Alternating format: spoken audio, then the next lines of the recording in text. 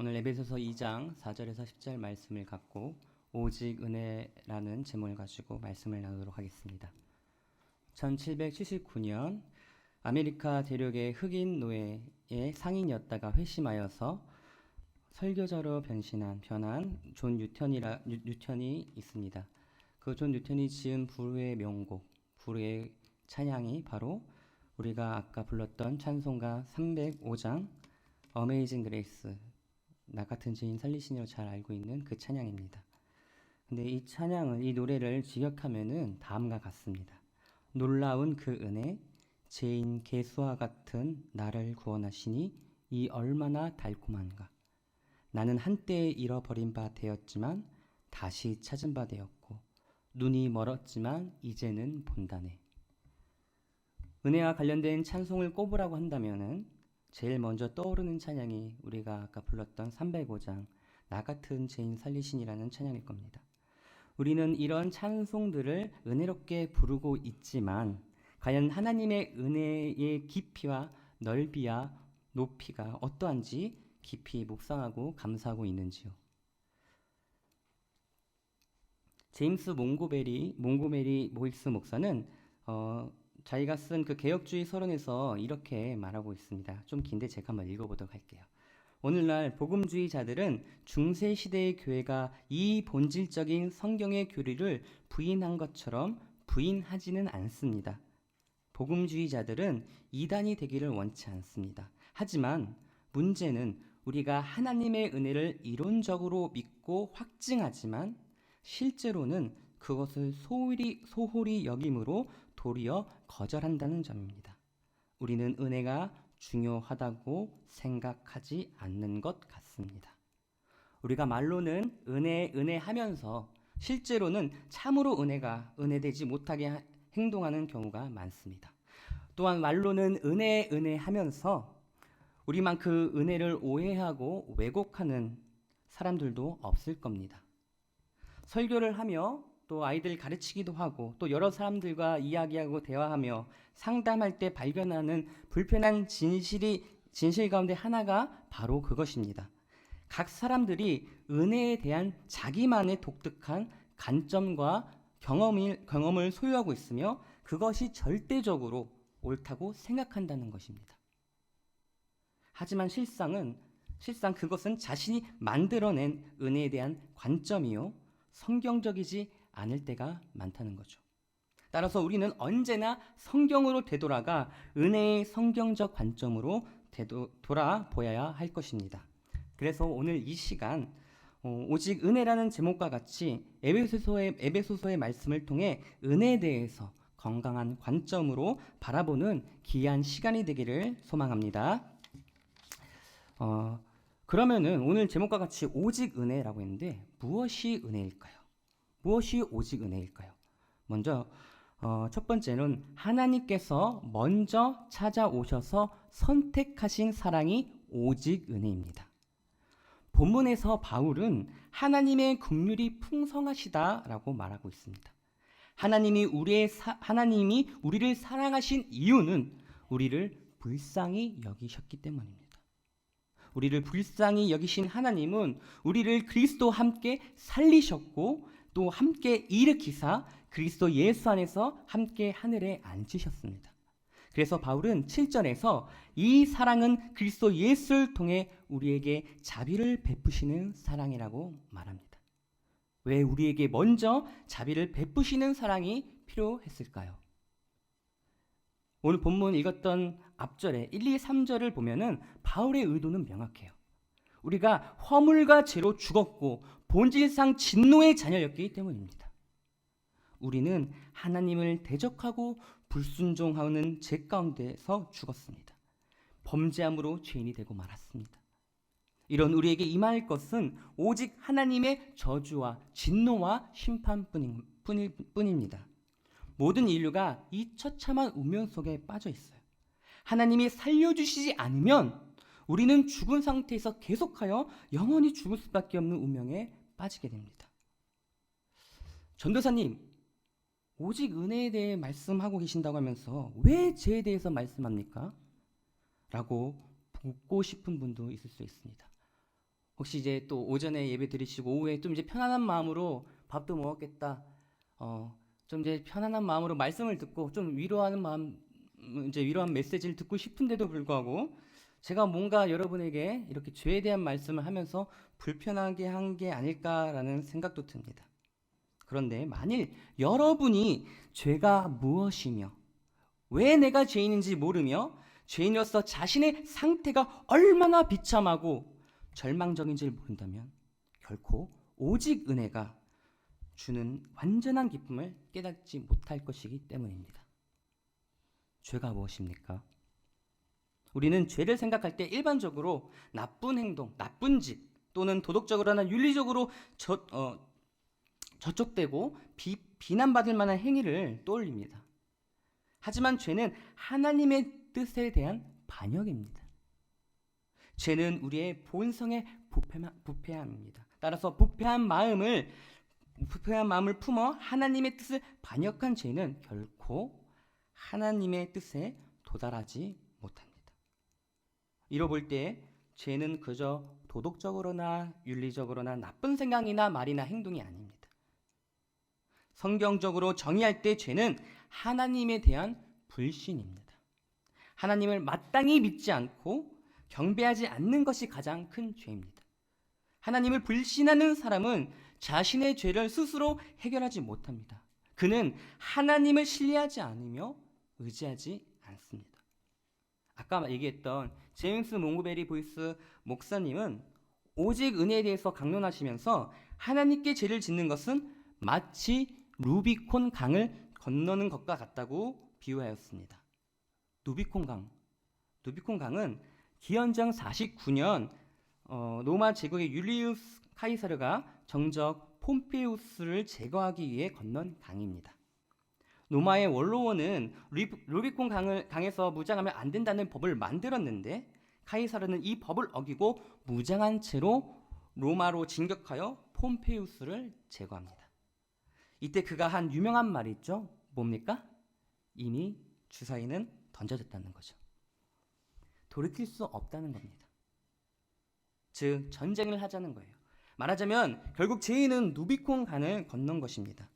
무장한 채로 루비콘 강을 건넌다면 돌이킬 수 없는 엄청난 결과를 초래하게 됩니다.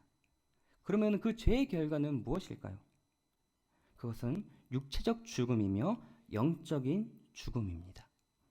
그 결과로 죄인 된 사람은 죽었으며 죽어가고 있으며 죽을 것이라는 겁니다. 이것이 바로 성경에서 정의하는 죽음입니다. 따라서 허물과 죄로 말미암아 죽어버린 죄인, 즉 하나님을 믿지 않고 인정하지 않고 모르는 사람들은 하나님을 찾지도 않고 찾을 수도 없으며 하나님을 이해할 수도 없고 하나님을 혐오하고 미워합니다.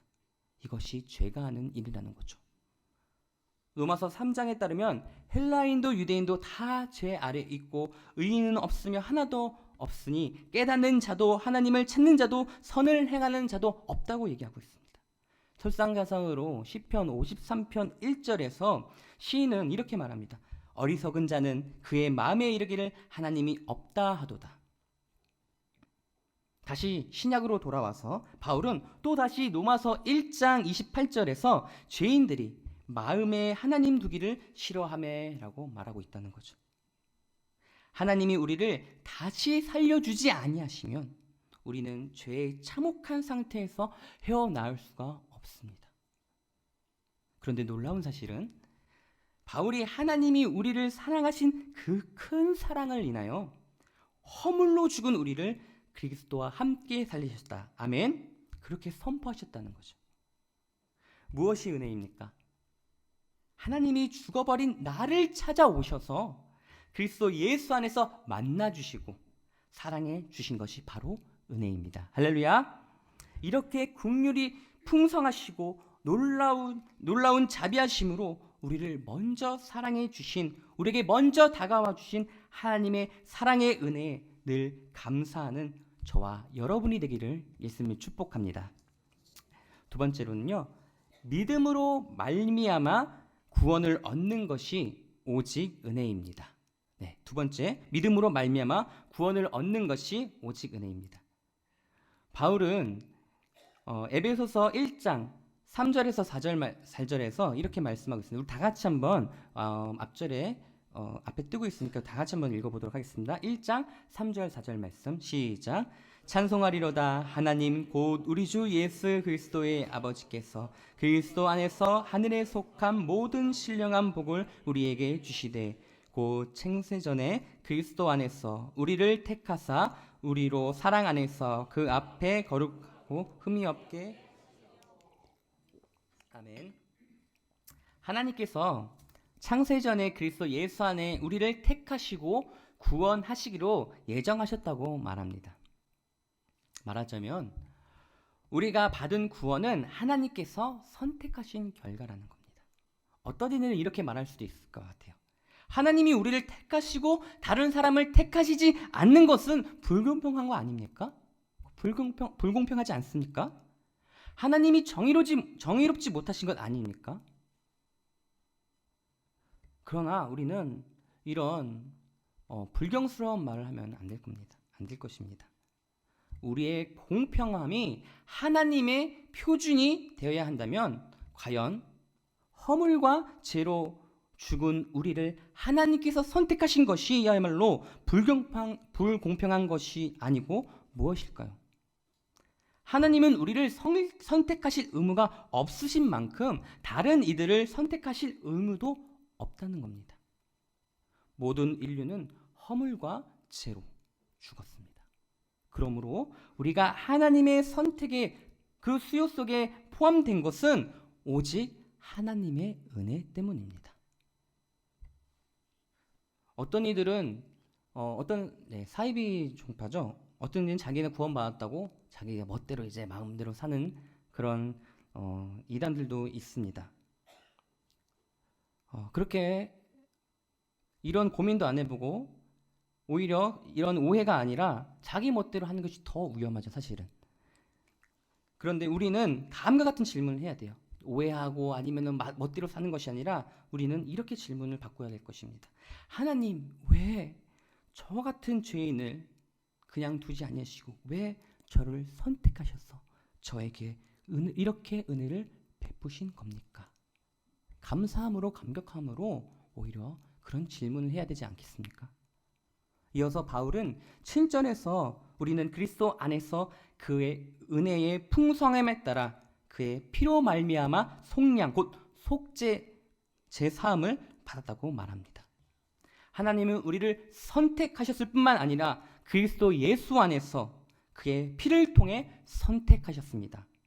그리스도 예수의 보혈은 우리가 있어야 그 자리에 우리 대신 피를 흘리심으로 말미암아 우리를 값주고 사신 대가를 지불하신 속전의 보혈로 말미암아 우리를 살리셨다는 겁니다. 나를 살리시기 위해 예수께서 자신의 생명을 내놓으신 것입니다. 이것이 바로 무엇입니까? 바로 오직 은혜라는 겁니다. 마지막으로 바울은 13절에서 에베소 교인들이 구원의 복음을 듣고 그리스도를 믿음으로 약속의 성령의 인치심을 받았다고 말씀합니다. 하나님의 선택하심과 그리스도의 구속하심을 성령께서 우리 마음에 적용시키기 위해 특별히 역사하심을 분명히 밝히고 있다는 것입니다. 여기에서 진리의 말씀 곧 너희의 구원의 복음을 듣고 그 안에서 또한 믿어 약속의 성령으로 인치심을 받았으니 우리 이 말을 잠깐 주의했으면 좋겠습니다. 듣고 믿어 인치심을 받았다. 바로 이것이 우리가 교회를 통해 구원의 복음을 듣고 믿을 때 성령께서 하시는 일이라는 겁니다. 그 결과 우리는 구원을 받았습니다. 하나님의 말씀인 성경이 바로 이것이 우리에게 은혜라고 말하고 있어요. 그렇다면 이것이 왜 은혜일까요? 내가 듣고 내가 이해하고 내가 믿고 내가 구원을 받았는데 이게 왜 은혜입니까? 우리가 살펴보고 있는 2장 8절의 말씀을 우리가 다시 한번 보겠습니다. 바울은 너희는 그 은혜에 의하여 믿음으로 말미암아 구원을 받았으니 이것은 너희에게서 난 것이 아니요 하나님의 선물이라고 말하고 있습니다. 내가 믿게 된 것, 허물과 죄로 죽었던 나의 마음에 믿음이 생긴 것, 그것이 바로 은혜라는 것이죠. 그것이 바로 선물입니다. 진정한 의미에서 선물이란 노동의 대가가 아닙니다. 그래서 선물은 공로가 될 수가 없어요. 믿음이 선물이라 할 때 그것은 문자 그대로 선물이에요. 우리는 죄와 허물로 죽었기 때문에 그리스도를 영접하지 않고 더더욱 환영하지도 않습니다. 그리스도를 영접하지도 환영하지도 않는 사람이 어떻게 그분을 소유하고 그분을 따르고 그분을 위해 살거나 죽을 수 있을까요? 하나님께서 주시는 선물로서의 믿음이 아니라면 이 일이 가능하게 하는 것이 과연 무엇이겠습니까? 그러나 우리는 성경이라는 계시를 통해서 예수님이 하나님께서 보냄을 받아 내 죄를 대속하여 주신 분이라는 것을 알게 되는 것입니다. 그렇기 때문에 우리는 주님께 감사함으로 찬양하며 영광 돌려야 됩니다. 할렐루야! 그런데 죄 때문에 사람들이 하나님을 알되 하나님께 영광을 돌리지도 않고 도리어 어리석게 되었습니다. 하나님은 우리에게 구약의 선지자들과 신약의 사도들을 통해 구원의 복음인 성경을 우리에게 계시해 주셨고 오늘날 교회의 복음을 전하는 설교자들을 통해서 목회자들을 통해서 전도자들을 통해서 그 구원의 말씀을 전하게 하셨습니다. 이 구원의 말씀을 듣고 믿어 약속의 성령의 인치심을 받게 된 것 자체가 오직 은혜라는 겁니다. 사랑하는 연예계의 성도님, 여러분이 말씀을 듣고 믿음이 생겼다면은 그래서 예수 그리스도를 여러분의 주님과 주인으로 구주로 모시고 살게 되었다면 바로 그것이 무엇이겠습니까? 바로 그것이 은혜라는 거죠. 바로 그것이 창세전에 하나님이 예비하신 오직 은혜의 놀라운 결과라는 겁니다. 그 은혜에 감격하며 감사함으로 나아가는 저와 여러분이 되기를 예수님으로 축복합니다. 아멘. 마지막으로 세 번째, 그리스도 안에서 선한 일을 행하게 하신 것이 바로 뭡니까? 오직 은혜입니다. 우리는 에베소서 2장을 계속 보고 있는데요. 1, 2, 3절은 타락한 죄인의 상태를 묘사하고 4, 5, 6절은 그리스도 예수 안에 있는 하나님의 선택적 사랑으로서 은혜를 설명하고 있습니다. 7절과 8절은 그 사랑의 은혜를 받는 방법을 설명하고 있어요. 묘사하고 있다는 거죠. 이제 9절, 10절은 그 은혜의 결과, 즉 은혜가 낳는 열매로서의 목적에 대해 말씀을 나누고자 합니다. 이 본문 말씀에는 구원의 이유와 조건, 방법의 결과 모두 설명되어 있어요. 그럼 다시 한번 물어보겠습니다. 구원의 목적이 무엇입니까요? 그것은 선한 일을 하기 위한 것입니다. 주님께서 우리에게 은혜를 베푸신 것은 하나님이 전에 예비하사 우리로 하여금 선한 행위를 하도록 하시기 위함이었다는 거죠. 이것이 바로 선택의 은혜, 사랑의 은혜, 믿음의 은혜, 구원의 은혜를 베푸신 목적입니다. 10절 마지막 부분에 나오는 행하게 하려 하심이니라 라는 구절이 있습니다.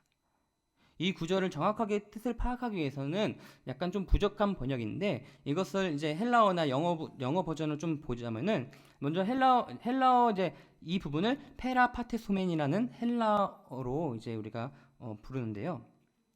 그 뜻을 정확하게 해석하면은 반드시 행하도록 하기 위해서라는 거죠. 행하게 하려 하심이라가 정확하게 원문으로 보자면은 반드시 행하도록 하기 위해서라는 뜻입니다. 말하자면은 은혜 받은 자는 반드시 선한 일을 행해야 한다는 말이 나는 거죠. 그것이 하나님께서 우리에게 정하신 뜻이라는 겁니다. 좋은 나무가 좋은 열매를 맺는 것과 같이 은혜를 받았다면 반드시 선한 행위가 나타나게 돼 있다는 것이죠. 선한 일이 은혜를 낳지 않고 도리어 은혜가 선한 일을 낳는다는 것입니다. 나의 봉사가 헌신이 은혜를 낳는 것이 아니라 내게 베푸신 은혜가 봉사와 섬김을 낳는 것입니다. 그래야 그 섬김과 봉사가 은혜롭게 되는 것입니다. 그렇지 아니하면 헛되이 자랑하게 되고 교만하게 되고 무너지게 되고 갈라지게 되는 것이죠. 내가 어려운 중에 그런 상황이 아닐지라도 무언가를 할 수 있다는 것이 있다면 그것은 하나님의 은혜입니다. 나의 행함은 바로 이 은혜에서 나오는 것입니다. 할렐루야. 그러므로 내게 겸손한 행함이 없다면 과연 내게 믿음이 있는지 한번 돌아보고, 믿음이 없다면 은혜가 있는지 돌아보아야 될 것입니다. 본문 2장 9절을 보면은 행함은 결코 자랑이 될 수 없다고 하고 있습니다. 행위에서 난 것이 아니니 이는 누구든지 자랑하지 못하게 함이라. 여기에서 자랑한다는 것은 무엇을 뜻할까요? 신자는 자랑하면 안 된다는 걸까요? 결코 아닙니다. 신자는 자랑해야 합니다. 하나님께서 먼저 우리에게 다가오신 그 사랑을 자랑해야 합니다. 할렐루야.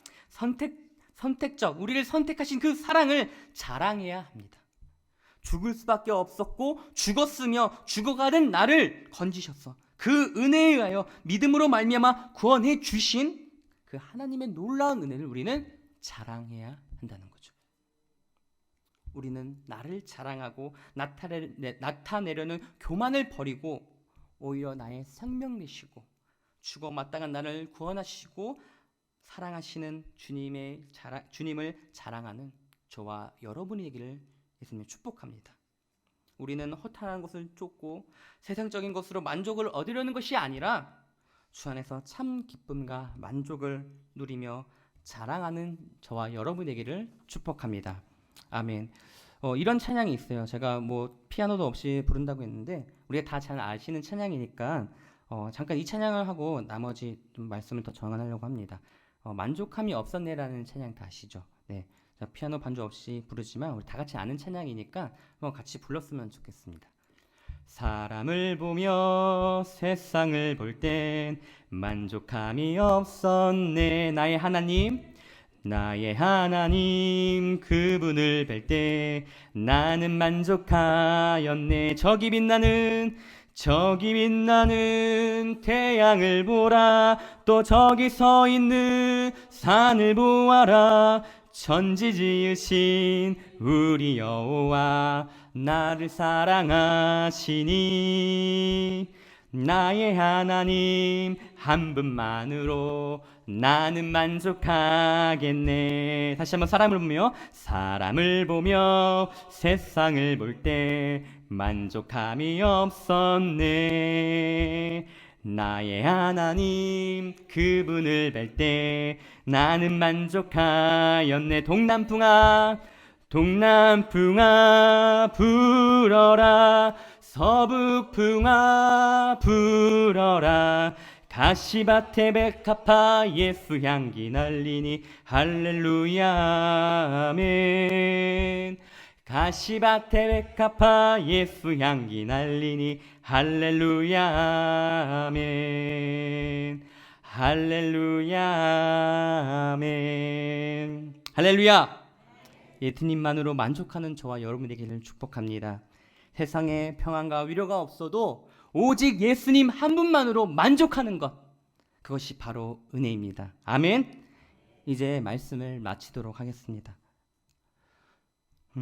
우리가 예수 그리스도 안에 있다면 우리의 노력이 아니라 그리스도 안에 있는 하나님의 은혜가 반드시 열매를 맺게 하실 것입니다. 왜냐하면 앞에 말씀 나올 텐데요. 빌립보서 1장 6절 말씀을 다 같이 한 목소리로 읽어보겠습니다. 시작.